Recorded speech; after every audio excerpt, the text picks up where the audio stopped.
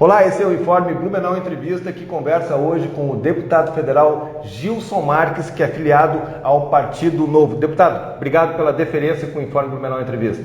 Eu que agradeço, é sempre uma boa oportunidade a gente conversar aí dos nossos afazeres, tanto do semestre que passou e as expectativas aí para o segundo semestre. Estamos aqui em Blumenau e é sempre importante conversar aí com as pessoas e com os ouvintes e espectadores do nosso amigo. Deputado, vamos lá. Eu queria uma avaliação pessoal do Gilson Marques, do advogado. Se pegar a questão de um ano e meio, talvez esse horizonte de estar no coração da política nacional não tivesse tão vislumbrado, e você já está há 6 meses lá. Qual é a avaliação desses 6 meses no Congresso Nacional? Na verdade, a expectativa é muito boa, porque no início do mandato a gente sempre imaginava que o nosso projeto era de longo prazo. Porém, o que deu para perceber é que dá para fazer muita coisa no curto e médio prazo. E os nossos resultados demonstram isso. Algumas coisas acabam surpreendendo. Eu, quando cheguei no Congresso, fico com aquele afã, principalmente da iniciativa privada, de fazer a máquina funcionar, de trabalhar dia e noite e de fazer a coisa rodar. Mas no poder público, aí os 3 meses e meio, 4 meses, eu confesso que tive diversas decepções, portas fechadas, burocracia, mais papel, mais dificuldade, malandragem. E aí de uns 2 meses para cá eu percebi que, na verdade, o poder legislativo ele precisa ser moroso, ele precisa ser devagar, porque quem tem que ser eficiente é o poder executivo. No poder legislativo, a maioria das coisas que são aprovadas lá são ruins, são inúteis ou não atinge o resultado que a gente espera. Eu sempre digo e brinco que o mês mais produtivo desse semestre foi julho. Em 1 semana a gente aprovou a reforma da Previdência e 2 semanas de recesso. Então tenho certeza que naquelas 2 semanas nada de ruim foi aprovado. E ruim que eu digo é que atrapalha a nossa vida, que prejudica, que cobra mais tributo, que exige mais papel. E a grande parte dos projetos são assim. São inúmeros exemplos aí, desde Dia Nacional do Orgulho Heterossexual, criação de SUS para cachorro, projeto para obrigar a loja de calçado a vender só um pé. Enfim, são inúmeros projetos que a gente tem que estar lá mais como um goleiro para que esses projetos ruins, que custam muito e só atrapalham, não passem. E isso a gente tem conseguido com muito sucesso. Eu, por exemplo, participo da Comissão de Defesa do Consumidor. A gente praticamente já derrubou a pauta por 3 oportunidades. E isso acaba sendo um sucesso. Confesso que é muito difícil, porque a métrica de um bom parlamentar costuma ser o número de projetos que ele aprova, quando o que a gente menos precisa são novas leis. Sim. São novas regulamentações e novas coisas que limitam a nossa vida. Então, o movimento deve ser inverso. A gente precisa revogar e facilitar a vida aí do empreendedor, do trabalhador e das pessoas como um todo, com menos Estado, regulando e proibindo e obrigando todo mundo a qualquer coisa, porque um político ou um burocrata acha aquilo certo. O grande debate, você falou, que pautou esse primeiro semestre lá na Câmara, que acabou sendo aprovado rapidamente, mas ainda precisa da segunda votação para o Senado, foi a questão da reforma da Previdência. Como é que você vê esse processo? O Partido Novo foi o único que manteve uma coerência de atuação. A verdade eu sempre digo que muitas das coisas que a gente precisa fazer são impopulares. E esse é um assunto que precisa ter coragem. Então, desde a época de campanha, aliás, até antes disso, a gente sempre falou que a reforma era necessária. Até nem importa ser contra ou a favor, porque isso é relevante dentro de um ambiente que nós temos que discutir se ela é necessária ou não. Então, veja bem, a gente compromete aí 52% do orçamento federal para pagar a Previdência hoje. Em 2026, nós vamos alcançar 80%. Em 15 anos, mais de 100%. Então, falar que você não quer a reforma da Previdência, você automaticamente deveria responder da onde você vai tirar o dinheiro. Se vai ser da saúde, se vai ser da segurança, se vai ser da educação. Então, a verdade é o seguinte, em 1960, nascia 6,3 filhos por casal. Hoje, nós estamos aí com menos de 2.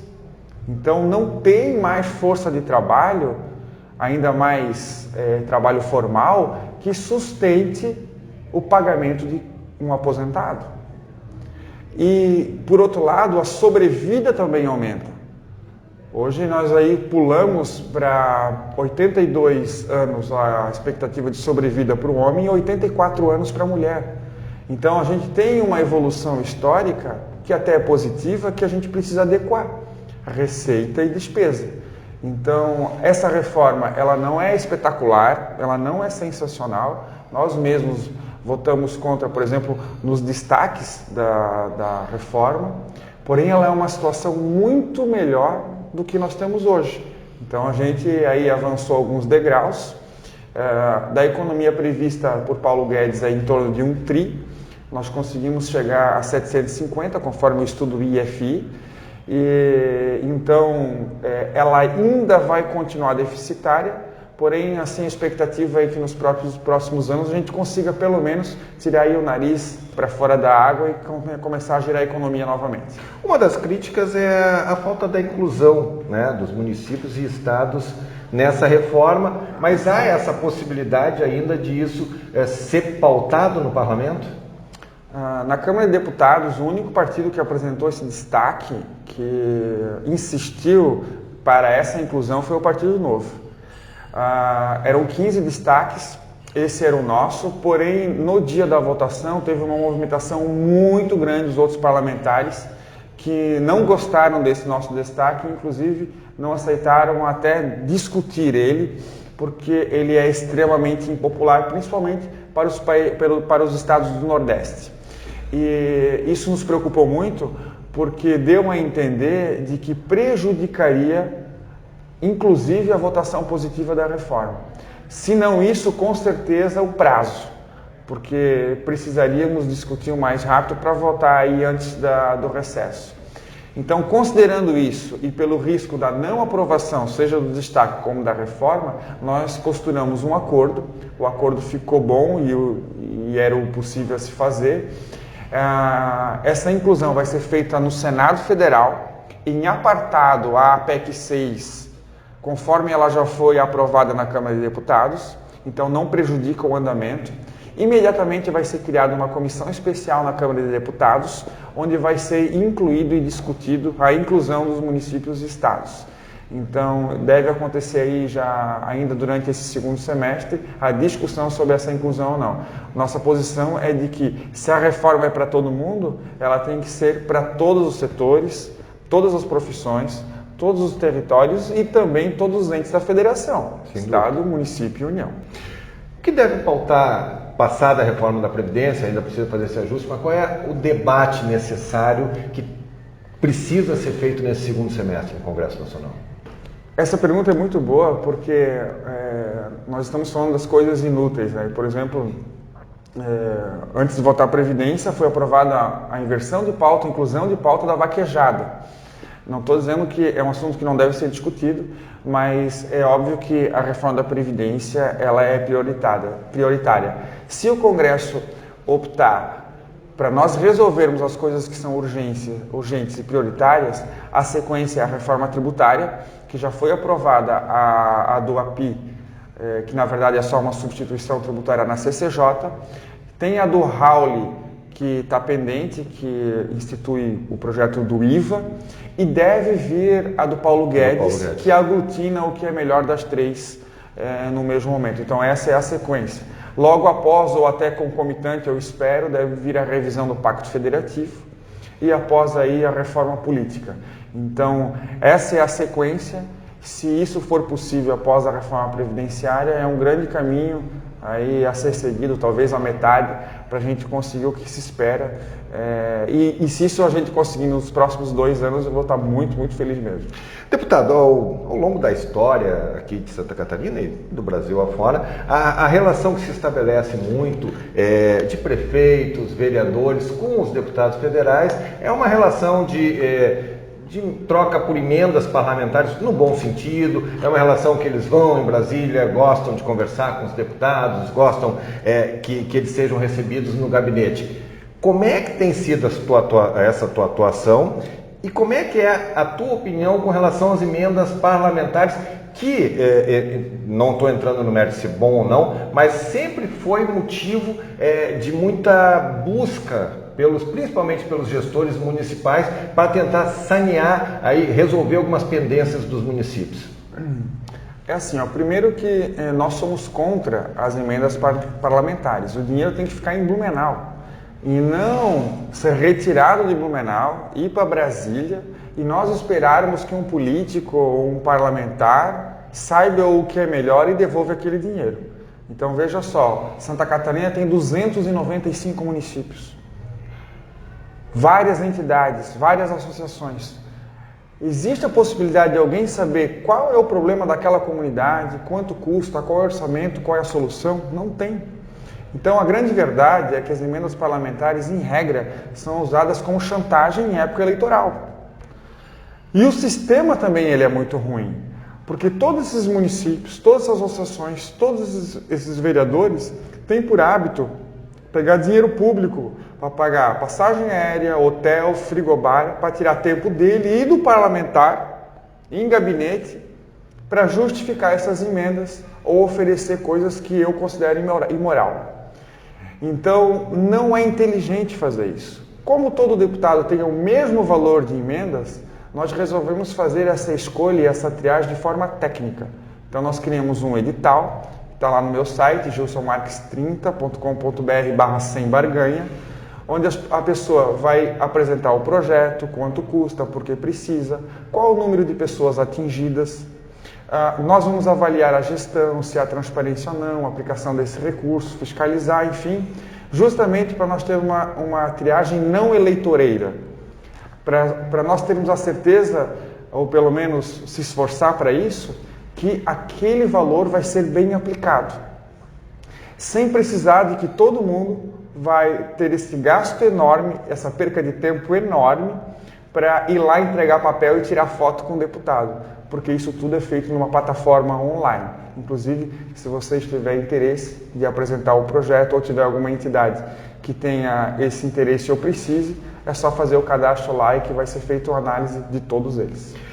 Há um consenso que um dos grandes entraves aí para o desenvolvimento de Blumenau e da região é a situação da infraestrutura, em especial da nossa BR-470, que é uma luta que vem se repetindo ano a ano e é uma mobilização do Fórum Parlamentar Catarinense. Eu vou lhe fazer duas perguntas. O senhor participa do Fórum Parlamentar Catarinense e o que o senhor pode fazer para ajudar a desencalacrar essa obra tão importante? Ela está andando, mas a gente sabe que os recursos já estão fechados, obviamente, está andando melhor do que já andou, mas ainda não há garantia de que ela vai avançar mais no próximo ano.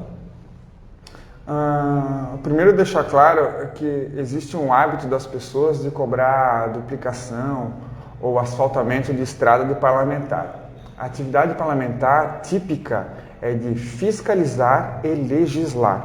Então não me abisma nenhum deputado ter cumprido a promessa, porque não é de atribuição dele. Aliás, se for, pode trazer o documento aqui que eu já assino já. Então, esse é o primeiro ponto. Qual é a minha obrigação? Ser uma ponte de conexão da comunidade com o executivo.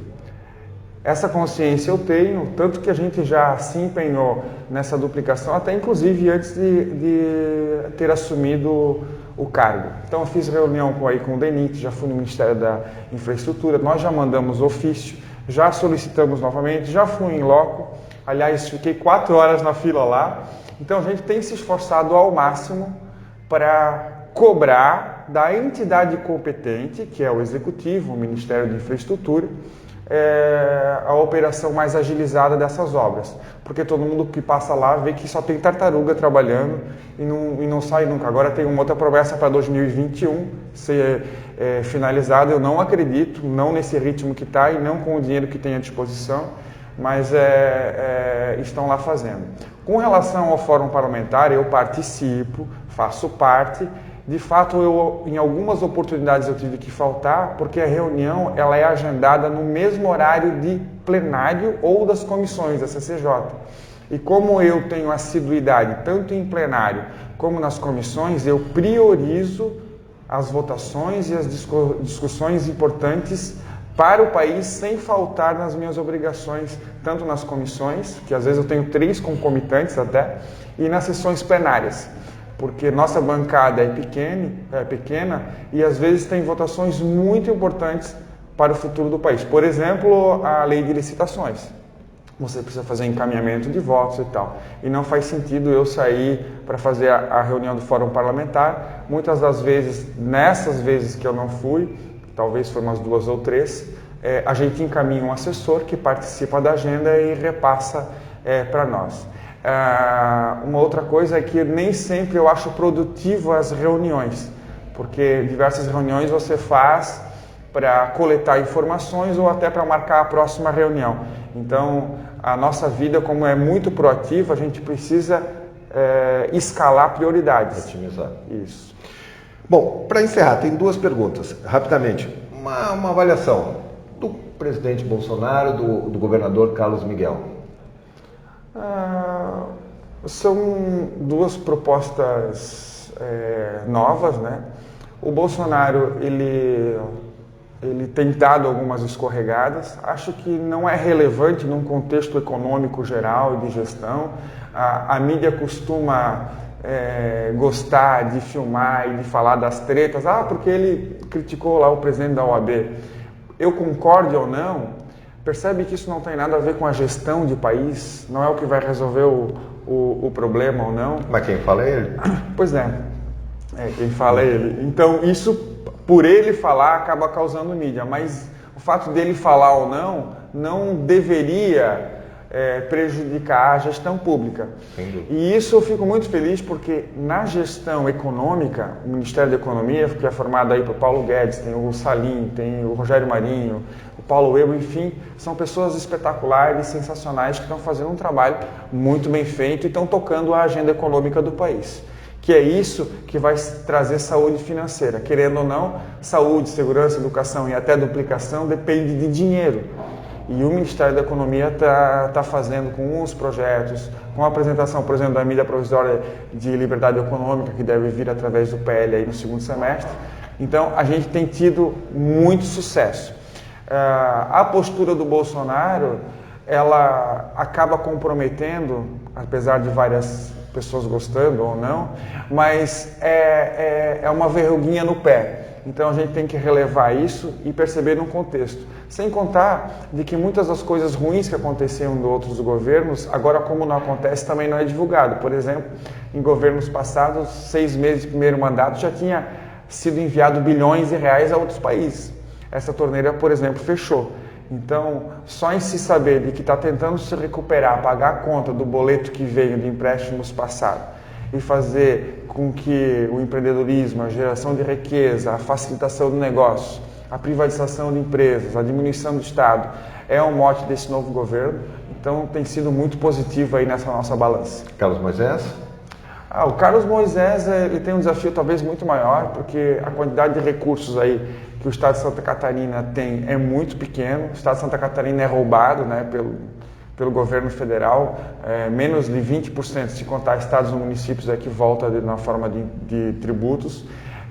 Tanto um partido como ele mesmo, sem experiência de gestão pública, então ele aí está tentando, através de uma equipe técnica, compensar isso aí também, mas é muito cedo. Eles ficaram 2 ou 3 meses organizando a casa, agora passaram mais uns 3 meses, a expectativa é que para o 2º semestre melhore também. Agora sim, para encerrar, qual é o futuro do Partido Novo aqui em Santa Catarina? Vai ser o primeiro processo eleitoral municipal dele aqui, com mais organizado, com um representante em Brasília. O que o Novo pretende para 2020? O Novo é um projeto diferente. A gente sempre disse que ele é o mais difícil, porque ele não usa fundo eleitoral, não usa fundo partidário, não se preocupa com o tempo de TV, não faz coligação, mas porém ele é o melhor, ele é o mais honesto, justamente por isso a gente faz um processo seletivo para todos os candidatos. Então a ideia do Novo é de que só vai lançar candidatos, só vai ter diretórios nos municípios onde tem uma plataforma robusta, onde tem pessoas empenhadas, admiradas e alinhadas, onde tem recursos próprios, onde o projeto realmente é viável. Porque como a gente não usa dinheiro público, nem um centavo, a gente não pode fazer o desperdício. E não pode também correr o risco de lançar candidato e talvez ganhar com alguém ruim, então é melhor que não tenha. Então o Partido Novo ele determinou diversos parâmetros para que as cidades que têm interesse respeitem eles ou atinjam. Então número de filiados, dinheiro em conta, pessoas alinhadas, que estão dispostas a fazer o processo seletivo, que são honestas, enfim, atingindo esses parâmetros, a cidade vai lançar candidatos. Então esse prazo se encerra em outubro para cidades que atingiram já os requisitos mínimos. Blumenau está nesse contexto. Blumenau vai lançar candidato a prefeito e a vereadores e eu arrisco dizer que nós vamos minar aquela Câmara de Vereadores e com uma grande chance de ter um prefeito do Partido Novo em Blumenau. Maravilha. Deputado federal Gilson Marques, obrigado pela deferência mais uma vez com a gente. Eu que agradeço, participem, acompanhem o site, Facebook, Instagram, entrem nas nossas plataformas de comunicação, tanto o /denuncie, o /desburocratize, agora o sem emenda. Se a política é de todo mundo, está na hora de todo mundo fazer parte. Conto com vocês. Um grande abraço. Mais uma vez, muito obrigado. Esse é o Informe Blumenau Entrevista. Até a próxima.